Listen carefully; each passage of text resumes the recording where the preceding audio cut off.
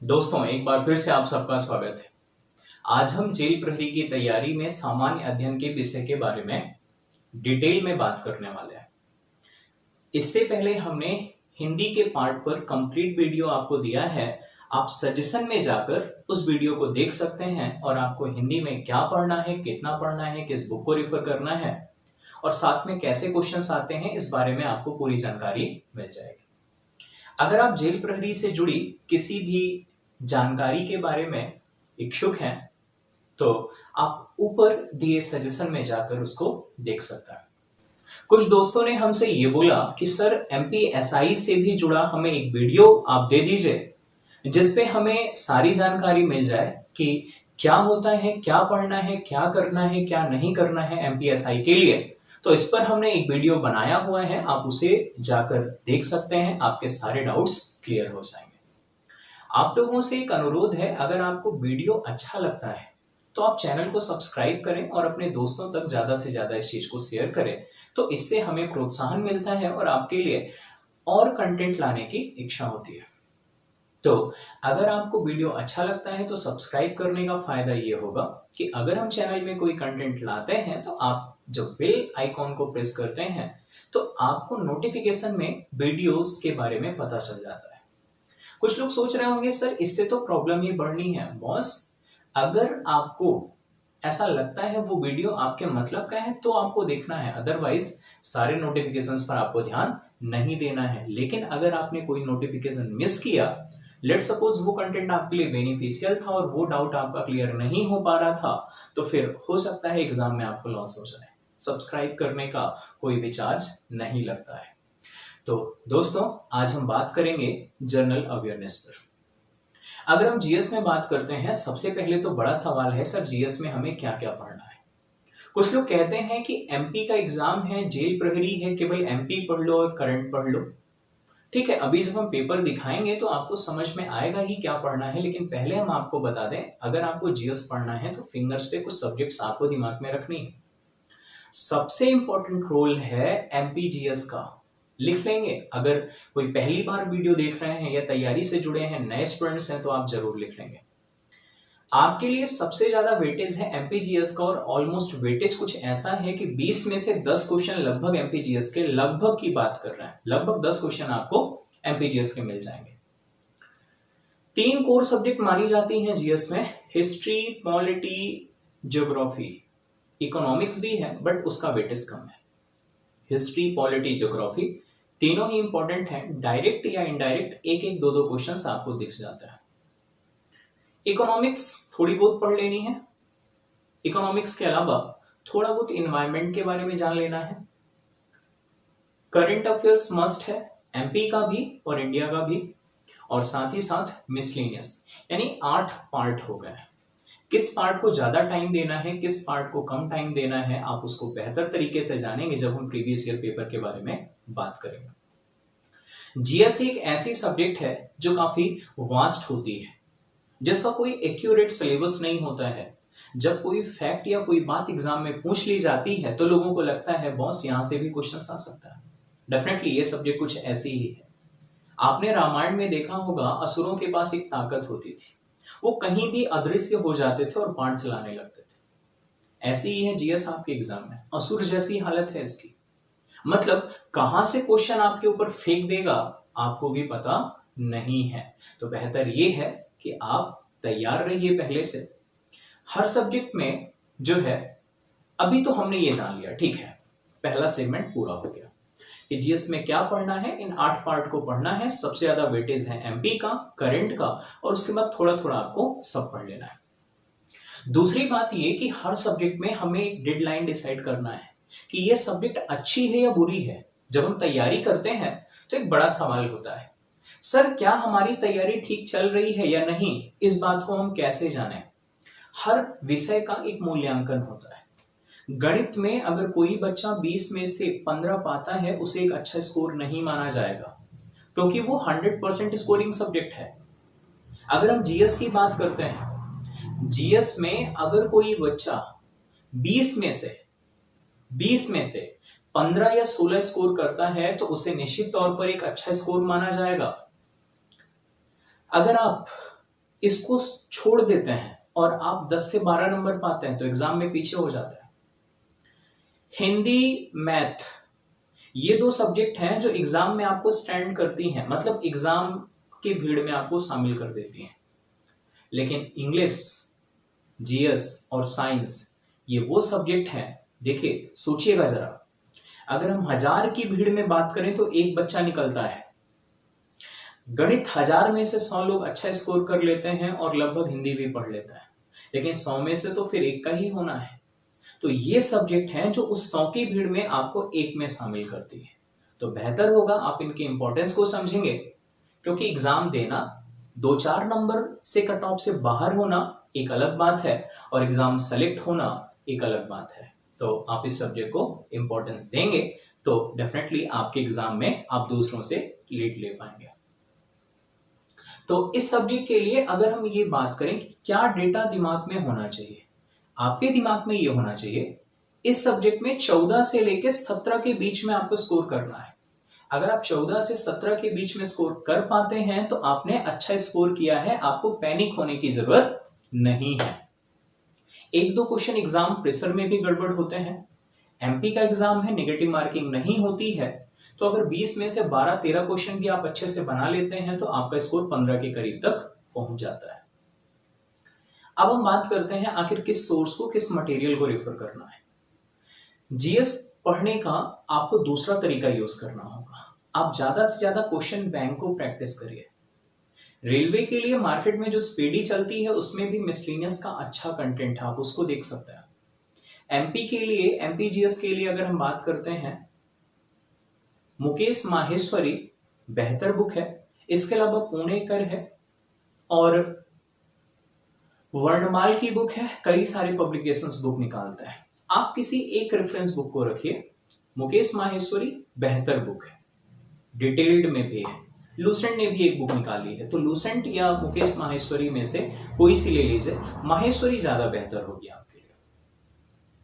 इसके अलावा अगर हम बाकी के सेगमेंट पे बात करते हैं, आप एक कंप्लीट पैकेज लीजिए। कंप्लीट पैकेज का मतलब है, चाहे तो आप किरण पब्लिकेशन का क्वेश्चन बैंक उठा लीजिए, चाहे तो आप लूसेंट का उठा लीजिए, चाहे तो आप दृष्टि का उठा लीजिए, चाहे तो आप मंथन का उठा लीजिए, किसी भी पब्लिकेशन का क्वेश्चन बैंक ले लीजिए।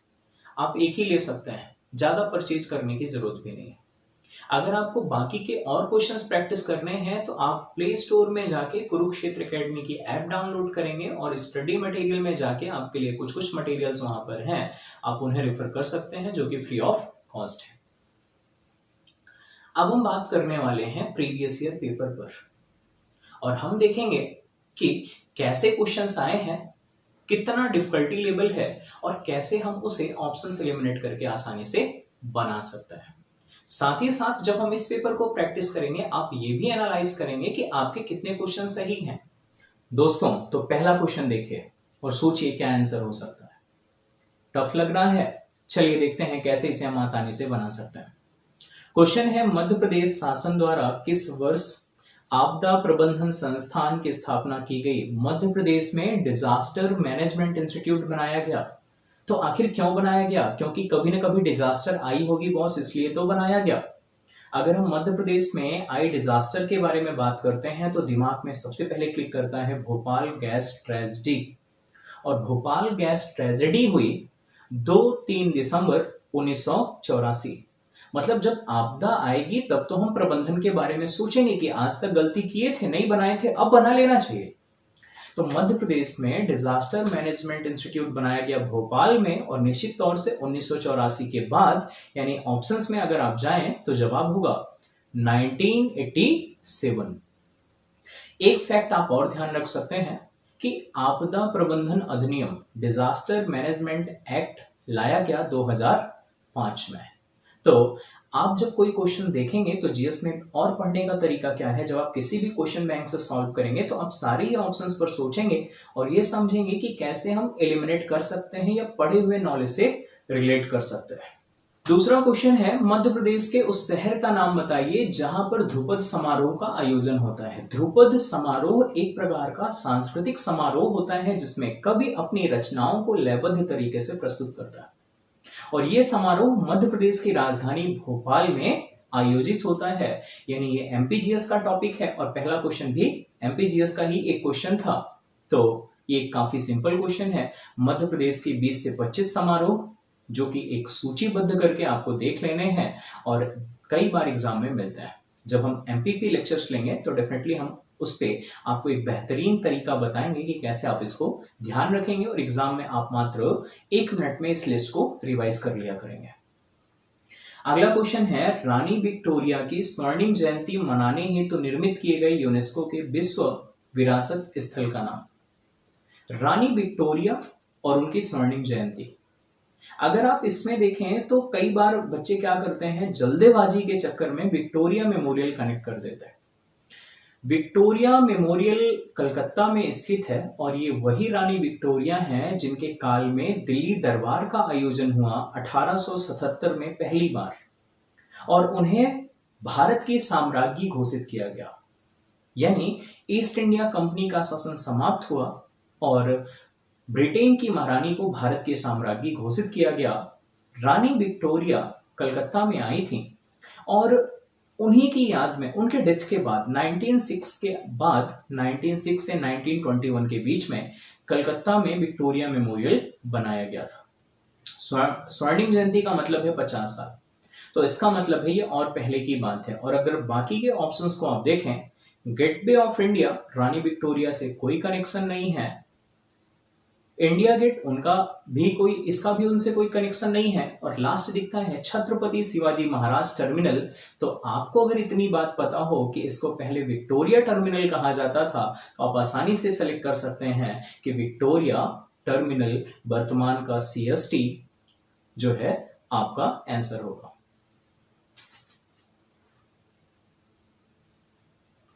नेक्स्ट क्वेश्चन, आधिकारिक शुभंकर प्राप्त करने वाला भारत का प्रथम वाइल्ड लाइफ रिजर्व कौन सा है, वन्य जीव रिजर्व कौन सा है। अब इसको देखिए जरा, अगर आप ऑप्शंस पे गौर करें, रणथंभौर राजस्थान, जिम कॉर्बेट उत्तराखंड, कान्हा-किसली मध्य प्रदेश और सरिस्कार राजस्थान, यानी आपको ये बात समझ में आ रही है कि एमपी गवर्नमेंट का एग्जाम है तो ज्यादातर चांसेस है कान्हा-किसली हो सकता है। तो अगर आप उसको क्लिक करके आते हैं तो आपका जवाब बिल्कुल सही है, यानी ये भी मिल गया एक बार फिर से एमपी का क्वेश्चन। और आप देख पा रहे हैं एमपी का वेटेज काफी ज्यादा है। यहां पर एक वर्ड मिल रहा है शुभंकर। कोई भी खेल प्रतियोगिता जब आपने सुनी हो या कोई अंतरराष्ट्रीय कार्यक्रम जब आयोजित होता है, एक शुभंकर रखा जाता है। शुभंकर का मतलब है एक प्रकार का प्रतीक चिन्ह जिसके नाम से उस कार्यक्रम को या उसको जाना जाता है। अगला है, मजदूरों और गरीब परिवारों के लिए बिजली सब्सिडी देने हेतु मध्य प्रदेश सरकार द्वारा 2018 में चालू की गई योजना। आप ऑप्शंस पे अगर गौर करें तो आपने सुना होगा, एमपी के आप सिटीजन भी हैं, कि शिवराज सिंह चौहान ने संबल योजना लाई थी जिससे बिजली के बिल को कम रखा जा सके।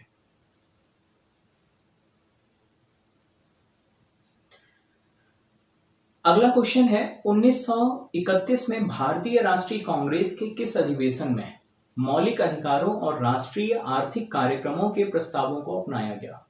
ये पॉलिटी का क्वेश्चन है जहां पर फंडामेंटल राइट की बात की गई है। हिस्ट्री में भी ये क्वेश्चन मिलता है जब हम भारतीय राष्ट्रीय कांग्रेस के विभिन्न अधिवेशनों पर बात करते हैं।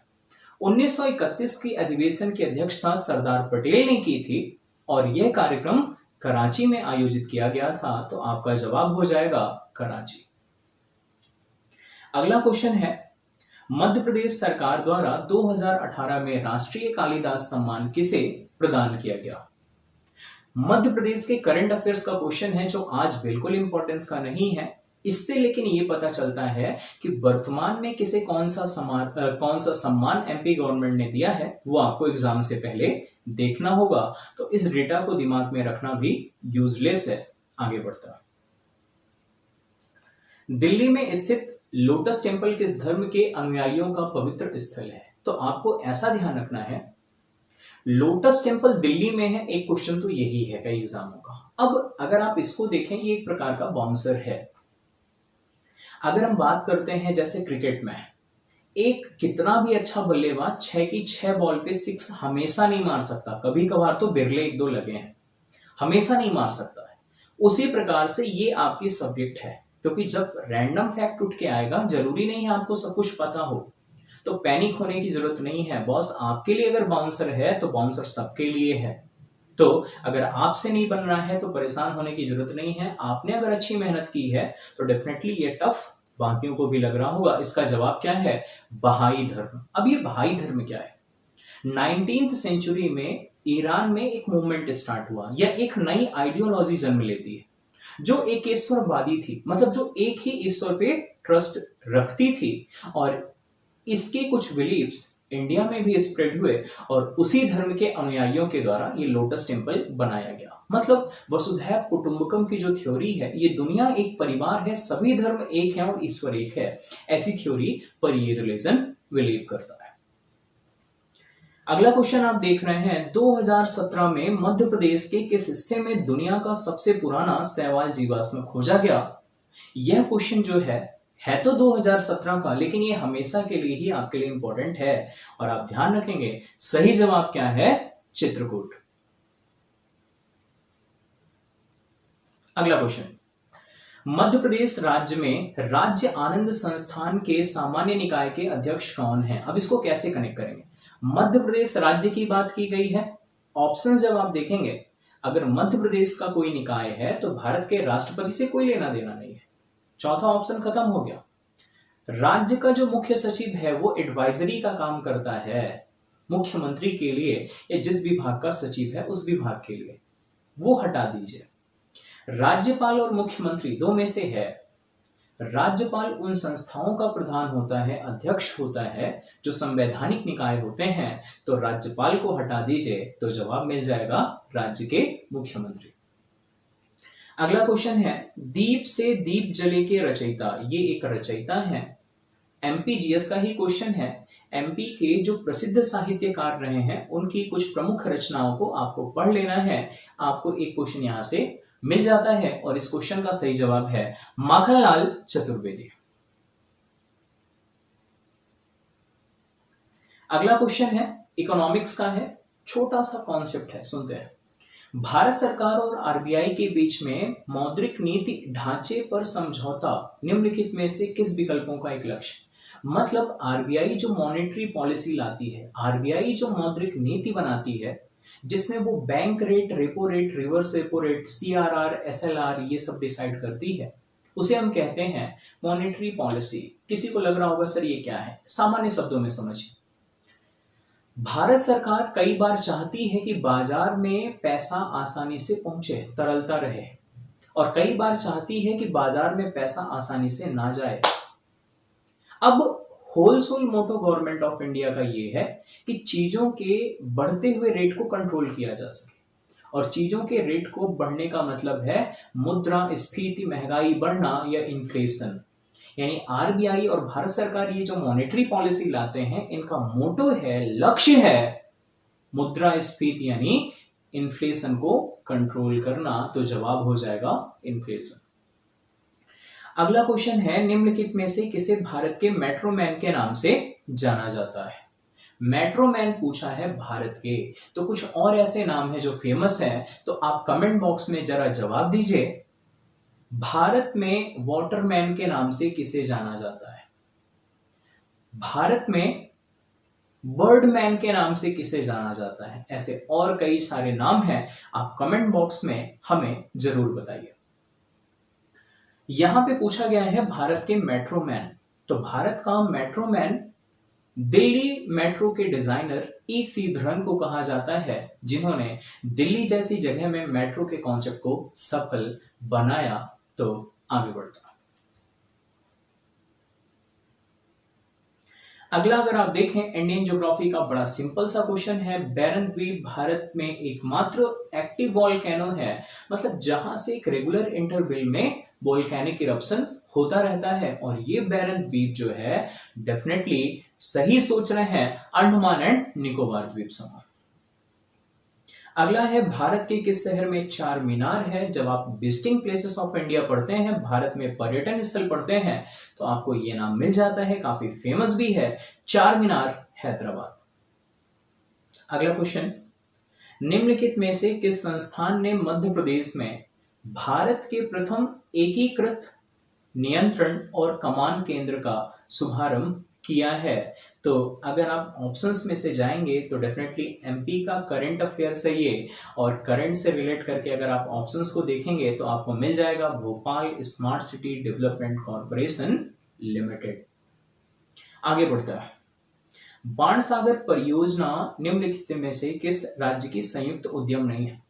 बाणसागर परियोजना जो कि सोन नदी पर बनाई गई है, सोन नदी अमरकंटक से निकलती है, एमपी, यूपी, देन बिहार में पटना के निकट गंगा से मिल जाती है। क्योंकि 3 राज्यों में इसका फ्लो है, एमपी, यूपी और बिहार। यही रीजन है कि जो बाणसागर प्रोजेक्ट है उसमें तीनों राज्यों का इन्वॉल्वमेंट है। तो आप इन 3 राज्यों को छोड़कर बाकी ऑप्शन से हटा दीजिए, आंसर मिल जाएगा। तो यानी पहला ही नाम है छत्तीसगढ़, जवाब हो जाएगा छत्तीसगढ़। 18th क्वेश्चन देखिए, पश्चिम बंगाल में हावड़ा ब्रिज किस नदी पर बनाया गया है? हावड़ा ब्रिज किस नदी पर बनाया गया? आपको ये सोचे सर हमने तो ये कभी पढ़ा ही नहीं। तो बॉस, भारत में नदियां पड़ी हैं, देख लो जरा। हुगली वेस्ट बंगाल में बहती है, महानदी उड़ीसा में बहती है, ब्रह्मपुत्र नॉर्थ ईस्ट में बहती है और जमुना तो वेस्ट बंगाल में बहती है। यानी अगर आपने रिवर सिस्टम भी पढ़ा है तो क्वेश्चन आसानी से बन जाएगा, जवाब होगा हुगली। स्मार्ट सिटी को किस वर्ष शुरू किया गया? Smart city mission Narendra Modi ji ने प्रधानमंत्री बनने के बाद स्मार्ट सिटी बनाने का कॉन्सेप्ट लाया। स्मार्ट सिटी कॉन्सेप्ट 2014 में नरेंद्र मोदी प्रधानमंत्री बने और ये प्रोजेक्ट लाया गया 2015 में। तो आपको ध्यान रखना है कि भारत सरकार की जो योजनाएं हैं उनका प्रारंभ वर्ष और कई बार किस महापुरुष के जन्मदिन में प्रारंभ किया गया, ये भी आपसे पूछा जा सकता है। अगला और आखिरी क्वेश्चन अगर आप देखें, किस मिशन का उद्देश्य चरणबद्ध तरीके से शहरी बेघर लोगों को आवश्यक सेवाएं युक्त आश्रय प्रदान करना है? तो शहरी लोगों की बात की गई है और सारी आवश्यक सेवाएं प्रदान करने की बात की गई है। अगर आप ऑप्शंस में जाएं तो आप एक एक ऑप्शंस को आराम से देखें तो आपका तीसरा ऑप्शन नहीं हो सकता है, क्योंकि सिर्फ ये पूर्वोत्तर की बात है।